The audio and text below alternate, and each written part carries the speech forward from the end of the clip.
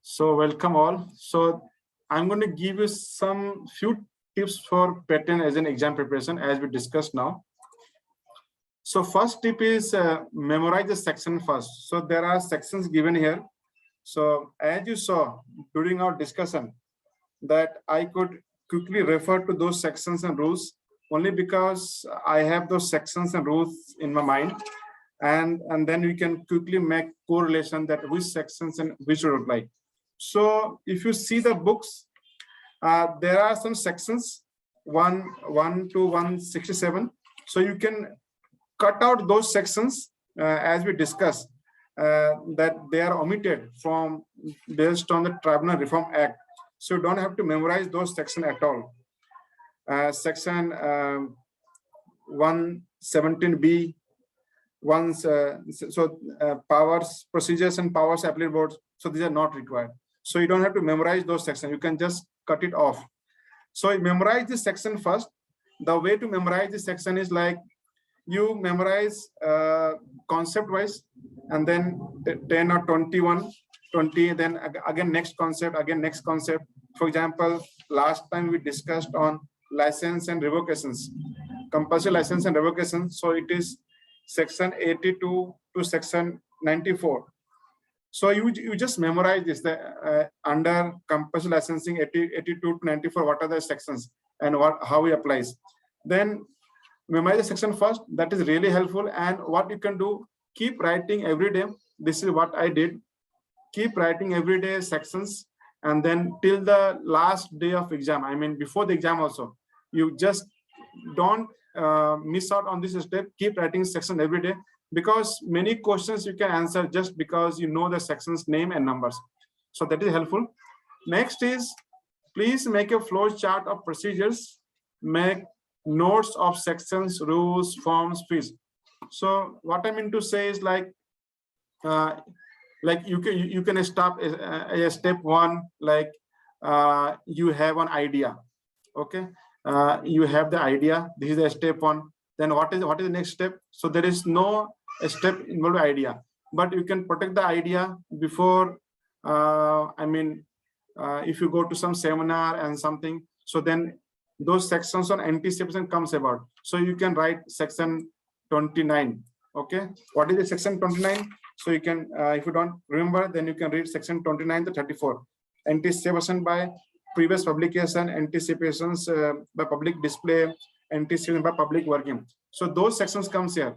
What happens if I publish my idea in some journal article? What happens if my friend who was working with me? So in research, what happens that two people are working on the same idea. One publishes in some journal article or goes and make presentation in some seminars. So what happens to this? So section 29, 30, 31, 32, this comes in the picture. Okay, now idea is protected. Within 12 months, I file it. So where from this 12 months comes? So those sections, you can make a note according to section this much. Then you have this provisional applications. So what are the sections? Section 9 comes in the picture. Then you have this provisionals and complete specification. So section 9 comes in picture. So you can make a note section 9. Okay, then I file my complete specification. Then while filing complete specification, what are the things required? Which form is required? So this is form 2. Form 2 is required. Then form 5. Then if we have anything like foreign filing, you want notified. So what I mean to say that if you can make this flow chart, that is really very important, and that is required. You can't do away without making these flow charts. So we are memorizing the same concept in different way. First is memorize the sections, and then make a flow chart. Understand where delay could be, like as Samarth was telling, where we can have delay, what we can do, what could be there if infringement is there. So you make charts. You don't have to make a good-looking charts in PowerPoint. That is good, of course, if you can make, but you can just make charts on plain paper, just like a strategy. I file, and then these are section apply. This is the rules apply. This is the form. These are the fees. What happens that if someone is going to oppose my filing, then if it is pre-grant, section 25(1), if it is post-grant, section 25(2) comes in picture. What are the grounds? So like this, everything has to be in your mind very crystal clear. Just like for anything that we have, like for example, if you go for playing cricket, we have everything in our mind. We require what are things required, how many players are required, what are the rules are active. So make those things, and again make charts of forms along with the fee section rule. So the same thing, but you are making chart of forms. So what are the forms required? So you are memorizing from different concept now, from the based on the charts. So you make a list of what are the forms: form 1, 2, 3, 4, 5, 6, 7, 8, 9, 10, 11, 12, 13, 14, 15, 16, 17, 18, 19, 20 till 30. So you make the notes. What are the forms? Memorize the names of the form, because the names of the form tells many things about the form, what this form is about. And then if you look at the forms in your Patent Act book, then in the form itself you will have the forms, and you also have the sections. What are the section that applies? So you just mention, for example, form 1, what does section apply? C section 7, 54 and 135. You just make a note, because you already have memorized the section in the step 1. So you can quickly make note again. Section 7 is for this, section 54 is for patent edition, section 35 is the commission application.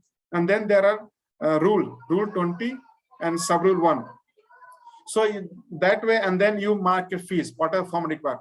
So this makes preparation for your form. So form number, mention section. Again, every time you mention section, you please mention this, what this section is about, then rules, and then fees. So this is one. So you are memorizing the same thing, but from different perspective. One is memorize sections. Second is make flow charts. You can make flow chart for different processes. One is simple flow chart with no obstruction. Idea is there, then provisional application is filed, then complete specification file, then after 48 months, before 48 months, you need to file request for examination, then there will be examination, then what section applies, then controller comes in picture, FAR comes in picture, and then patent is granted, and then you continue pay the fees, then look at the fees, how much fees need to pay every year as a renovation. So that is complete. Next question comes, what happens if I don't pay the fee? If I miss to pay the fee, what happens? Then this question comes, make again chart. I miss the date of payment of fees. Then what are the things can happen? The patent can be revoked, patent can have this, I can make application, and then I can go for repayment of fees, then I need to pay some extra fees with along this fees, make those charts. Okay, then generate the idea. Then what happens that if my competitor is filing a patent, I need to oppose it. Okay, I oppose it before grant. This is the process. Okay, I could not oppose before the grant. Now patent is granted. Still 12 months has not passed. Yes, I can go for post-grant opposition under section 725(2). Okay. Yeah, Samarth has a question. Yes, Samarth, you can tell. Yeah, sorry to interrupt, sir. Yes. This is something, because we are discussing the tips. I had one important tip that actually helped me a lot, and which pertains to paper B. So people who are appearing for the exam might know that we have paper A and paper B, and within paper B is generally considered quite dreadful because it's a written paper. MCQs in paper A are still fine. People score a lot in the MCQs, but sometimes, unfortunately, what happen is that people score say 80, 90 out of 100 in paper A, and they are not able to qualify for paper B, which is like you need to score 50 marks in paper B.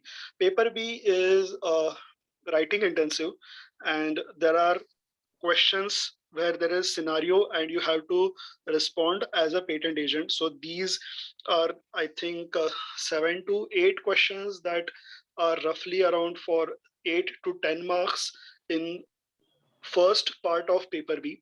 Second part of paper B is for 2 questions. One is of 20 marks, other is of 30 marks. First question of the one question of 20 marks, we are asked to write title, abstract, and claims. Second part, which is of 30 marks, is we have to prepare a complete specification.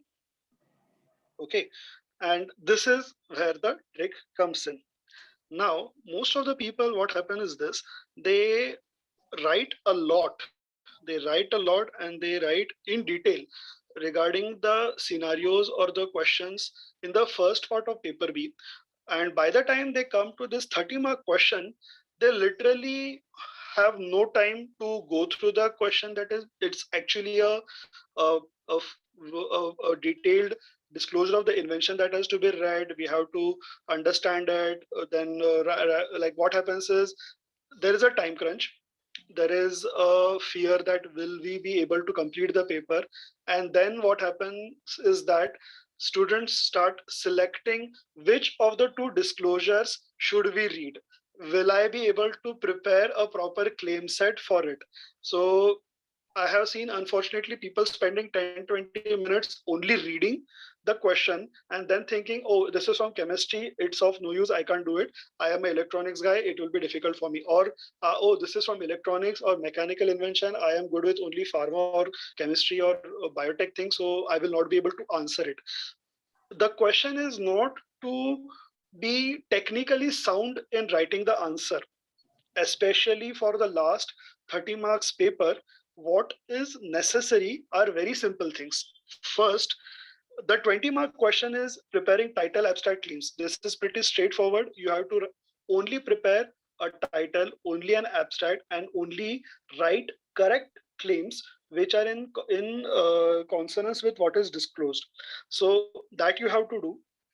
The second part, which is of 30 marks, is where you have to prepare either a provisional specification or a complete specification.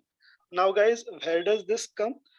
This is effectively a 30-mark question where the patent office asks you to literally prepare you a form 2. So the tip here is that for the 30 marks question, you have to literally write down everything which is present in the form 2.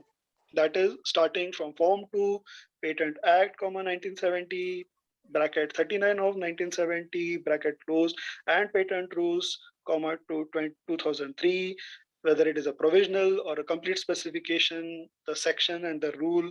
Then you have to give one title of the invention to applicant, three. Now, the three part is important because the third part is preamble to the description. And here is where the application differs a lot. If you are asked to prepare a provisional application, you have to write the preamble of a provisional application. That is, following specification describes the invention. I'm actually reading out the form. Okay. If you are asked to write a complete specification, you have to write preamble of the description complete. The following specification particularly describes the invention and the manner in which it is to be performed. Then you write something in the description, you prepare a claim set, you provide the date and signature, prepare some figures, then the abstract of the invention. Done. Now, if you see, only if a person concentrates and is able to prepare a correct form 2, you are going to get at least 10 to 15 marks out of this 30 marks in paper B. Now, 10 to 15 marks is a really good advantage when you are trying to clear paper B. And unfortunately, uh, when people don't plan well of how to write paper B, this very easy set of 10 to 15 marks are lost. And we haven't yet discussed about the title abstract claims part. So just remember what you can score easily for paper B. And that is one tip from me, which is going to help you a lot. Form 2, memorize the form 2. It doesn't take much time and it will take you a long way ahead in paper B. Yeah, so then I'm done here. Thank you so much. And I'm going to have a detailed session on how to prepare for paper 2 in detail. And specifically, I have formats how to answer this question on write title abstract claims and also writing complete and provisional specification. The way complete specification is written in real life is completely different the way we are going to write in the exams. In exams, they are looking for your understanding about the form 2, as Samarth mentioned. So that understanding we have to display. And also a few things that are required. They are not actually looking for the technical details you understand or not. So therefore, you don't have to worry about like, I'm from chemistry, I cannot write electronics. I'm from electronics, I cannot write bio. Or I'm from bio, I don't understand chemistry, electronics. It doesn't matter. Everything is written in the question paper. I will tell you how to select the sections and just copy paste. You don't have to write everything. That we'll discuss separately in one session. So in general, preparation and pattern agent. So these are the step 1, memorize section. Step 2, make flow charts of procedures, different procedures. Procedure for oppositions, procedure for pre-grant opposition, procedure for infringement proceeding, procedure for compulsory licensing, procedure for general filing, procedure for if I miss the fee. So those you can write and just keep making notes, and then make a charts of forms and fees together, and then make notes on extension time. This is really important, as Samar told, that you may get some questions on extension time. You can also make flow charts on extension times wherever it is required. Means if you miss the dates, how you're going to do. If you miss the priority date, can you do something? If you miss the filing of the fees, can you do something? If you miss some act that is required by the controller to be done before him, when you can file for the extension time, those things. So I have been discussing all this together in all the sections, and therefore I prepared these slides for you so that everything is there. Forms are there, fees are there, sections, rules, everything is there. You just have to see and make a notes and make a flow chart. So flow chart I have not done, and I should not do flow chart for you because that is your part of preparation. And then if you make the flow charts, you will memorize this better. We can discuss if someone prepares the flow charts. So that's all. And last is keep repeating and keep discussing. That is the most important part. When I was preparing, I was to keep discuss with my friends and keep asking them, can you tell section 17? Can you tell what is the procedure for post-grant opposition? Can you tell what are the procedures involved in post-grant opposition? So rule 57 to 63, all those things. What are the steps? When I can file when I can submit my proofs in patent office. If I miss some proofs to be submitted in patent office in the first instance, do I have a second chance to submit the proofs? So basically what happens that the more detailed you are in your preparation with regard to sections, rule, forms, and fees, there are more chances that you score much better marks in paper 2, which is the, very difficult part, and there many students fails to secure mark. They score 95 marks in paper 1, but they get 44 marks, 46 marks. Even I have seen students getting 49 marks in paper 2 and not qualifying because of 1 mark only. So therefore, only thing that missed out here is like, if you don't write sections, rule, form, fees, and the timing also there. So therefore, I request you, please practice of writing with your hand. We are very good in typing, our speed is very fast, but in exams, writing continuously for 3 hours is very tedious. And also management of time. For example, say, for example, you have 10 questions, for example. You have 10 questions and you have 10 minutes, okay? 10 questions and 10 minutes.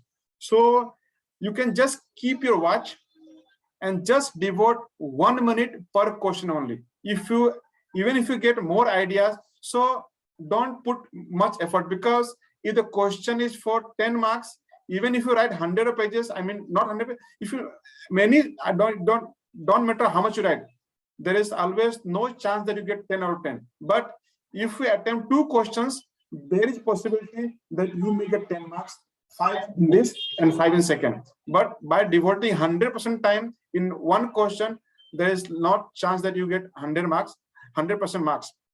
Therefore, you divide your time. If you have 10 minutes and 10 questions, just On your watch, look at your watch, write for only 1 minute for one answer there, so that you can complete writing something for each questions, and the examiners who are checking your question paper will have an opportunity to give you at least 1 mark in for each attempt.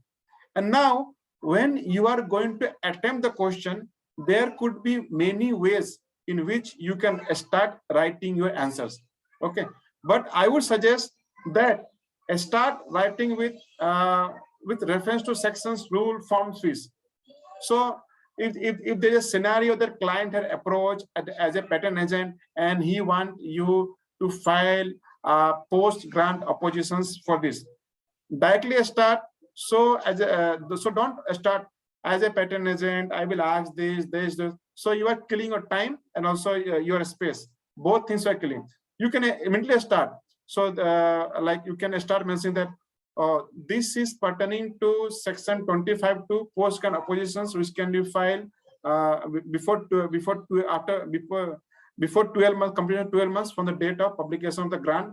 And these are the process under section 75763. So in the 2 lines itself, I have mentioned all forms and rules, and then you can mention, and for this fees required this much. So you start like this, start mentioning sections, form, fees, and rules together in the first 2-3 lines, and then you see that you have more time, and then you can elaborate what are things need to be done, what are things to done. So once forms you fill, so those things you can do. If you can write everything within 30 seconds, then you have 30 seconds for extra writing.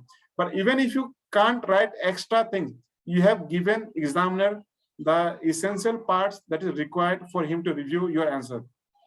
So that is how you need to play around with the timing. And then you must keep, say for example, in the first part while answering the detailed questions, you separate out time that I need this much time for complete specification. So even if you can't write, say for example, you are writing section 3D and you're writing section 3D, A, B, C, D, E, F, and then you could not complete writing all the sections, you lost your 1 minute time.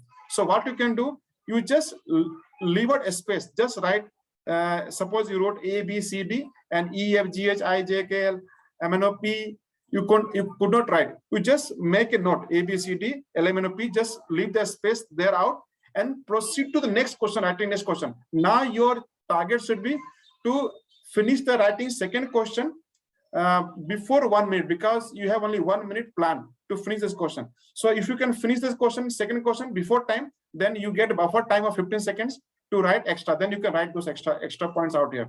So that is how you need to manage time. Because last time one of my friend, he missed to clarify exam, and when I asked him why you missed, he said, yeah, I didn't get much time for writing the description part of it, and I messed up everything. I know how to write, but I didn't have much time. So you need to keep watch. You need to have watch in front of the in the exam. Keep it in front of you. Make arrangement of writing each section and just devote that much time. And then again, you should have some buffer time afterwards.